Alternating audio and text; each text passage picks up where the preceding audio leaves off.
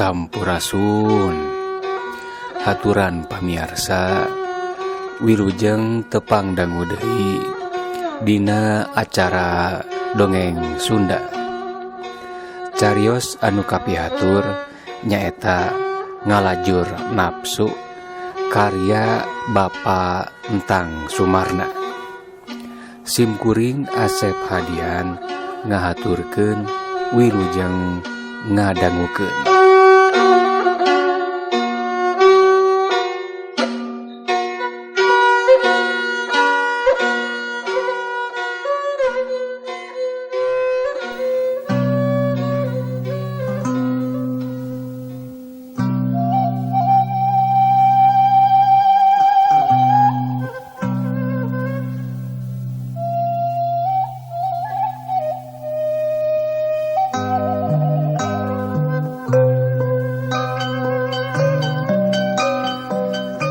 Kacaritakeun heula harita di Kongkorah. Kabeneran Den Musna ngahajakeun manehna megat-megat Nyi Rosni bari ngabuburit di hiji gardu ronda nu di sisi jalan jajahan jauh ka imahna. Ngarep-ngarep kumaha bejana tea. Cek pikir Den Musna, cing kumaha daekeun kitu aing teh mun teu harita kaburu direremokeun ka Suhaibah mah ka putrana Mama Haji Purwa meureun rek ditanyaan harita ngan hanya ka kapiheulaan jeung deui kasatujuan ama jeung ibu harita teh kaneng Suhaibah deui cenah kitu. Da nya manehna teh kacida mika bogohna ka Nyi Marsina.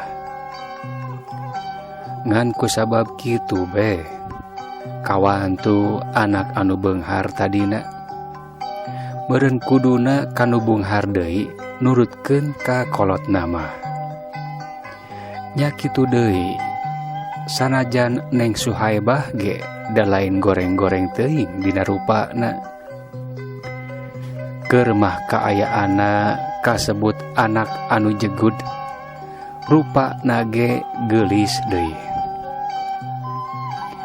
Keur ngalamun kitu kurunyung teh Nyi Rosni datang muruna ka gardu da geus janji ti isu keneh tea rehna rek ngantos di dieu cenah.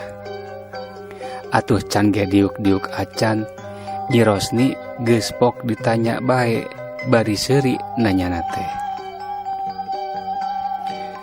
Tah kumaha yeuh hasil teu eta taeun teh kumaha cenah? Beres Kang, beres atuh. Ari ku abdi mah piraku be. Da kapan abdi teh atuh pangalaman? Cenah nyebutna Akang. Da baraya pilancekan Rosni teh lamun ka Den Musna ngan meureun geus laer kasebut nama.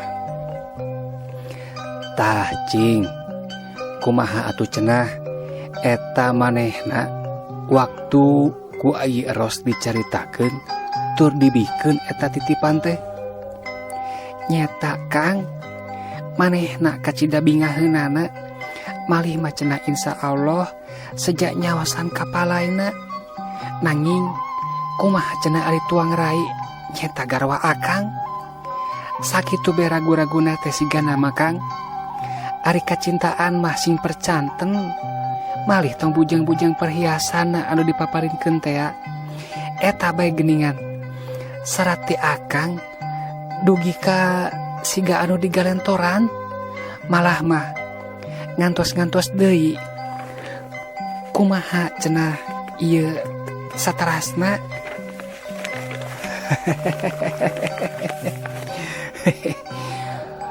Syukur atuh ari kitu mah. kacida be akang teh bungahna. Lantaran lamun akang teu kalaksanakeun moal burung panasaran jika nama salilana. Lain ari rek niat ngapilahinkeun anu geus dipiboga mah atawa pamajikan akang ayeuna sanajan akang boga deui anu ngora ge meureun. Ih, kantenan atuh Kang. Nu tos puguh makapan kagungan putra ongkoh ulah diapilahinkeun suma wonten bade dipirak. Hawatos kalayan lebar bae atuh Kang. Ceuk Nyi Rosni. Da manehna mah nya ngaku ari pikeun kaunggulan mah atawa kaluwihan aya di Neng Habibah. Upama kitu mah atuh ngawiat deui be suratnya ka Nyi Ros. Ke akang rek nulis heula. Di dieu be da ieu geus sadia kertasna mah. Cenah da manehna mah teu weleh mamawa kertas di sakuan. Pulpenna oge sadia deui. Kotrot be nulis geus anggeus gancang di amplopan. Da aya deui amplopna ge mawa. Siga nu geus aya niat ti tadina rek nyuratan deui nu matak geus sadia oge. Tah, ieu nya pang nyanggakeun ku Ai Ros. Tapi kade ulah katemongkeun ku nulian. Kitu deui papatahan bae ku Ai Ros ka Nyi Marsina. Sangkan sing bisa nyekel Rusia kitu. Ulah nepikeun ka bisa kapanggih ku pamajikan akang. Kitu cenah. Ih, tangtos bae ku abdi mah atuh Kang. Diharewosan ti kamari keneh ge marukanan. Sing percanten bae Kang. Mangga atuh Kang, da geuning tos sonten tereh magrib. Mohon atuh nya kitu bae eta mah. Sing katampi ayeuna keneh eta surat ku Nyi Marsina. Kade mana nyahoeun bisi kumaha onam. Moal atuh Kang. Dadina uningaeuna ge moal ieu naon? Atoheun be meureun nu aya rehna akang mika asih ka putrana. Ceuk Nyi Rosni bari jeung buru-buru balik da geus magrib teh.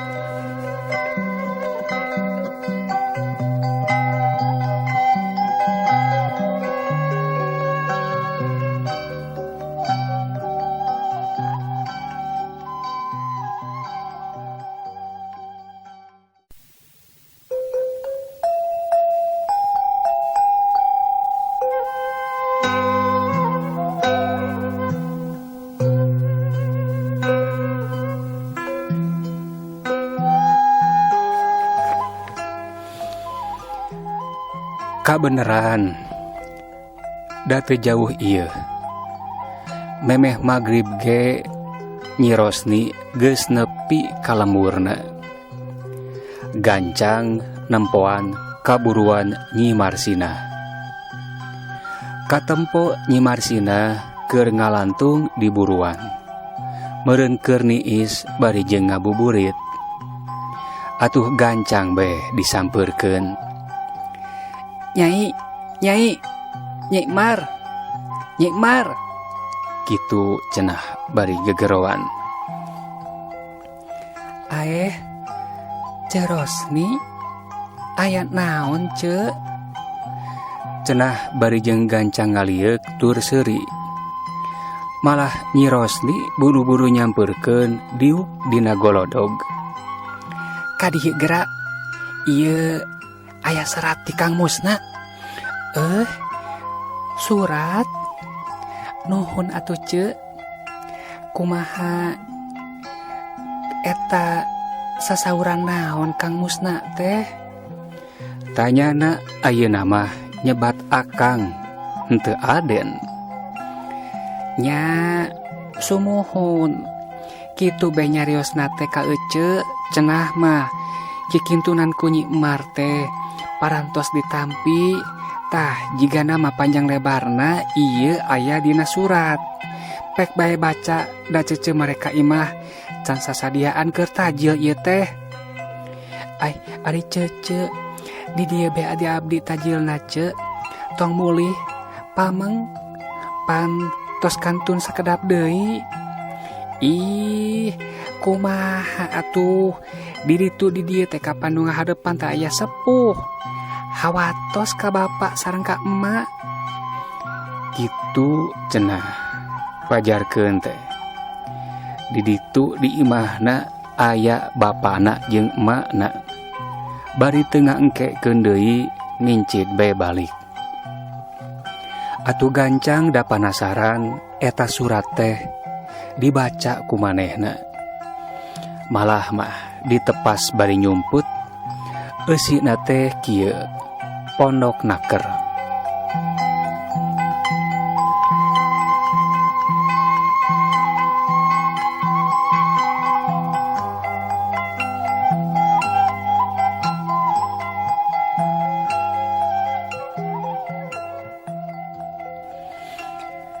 Nyi Marsina nuku akang dipicinta. Nuhun tos nampi kana naon nuku akang dipimaksad. Margi siang wengi teu aya nu dipiemut mung Mar ku anjeun. Nyi Mar, enjing tabu salapan enjing-enjing diantos di sisimpangan. Urang ka kota jalan-jalan etang-etang nyi siang. Sakitu bae ti akang diantos pisan akang anu micinta musna.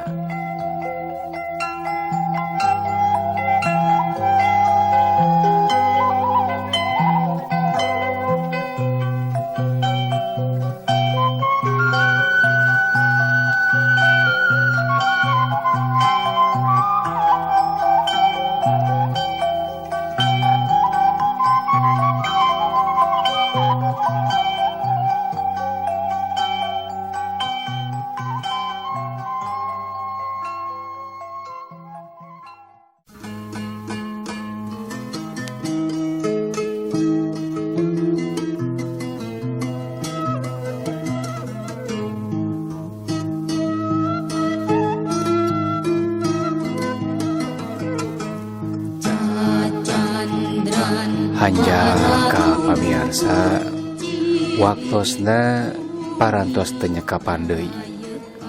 Cag dugi ka dieu heula ieu carios enjing urang teraskeun deui kalayan waktos sareng gelombang anu sami. Hatur nuhun permios.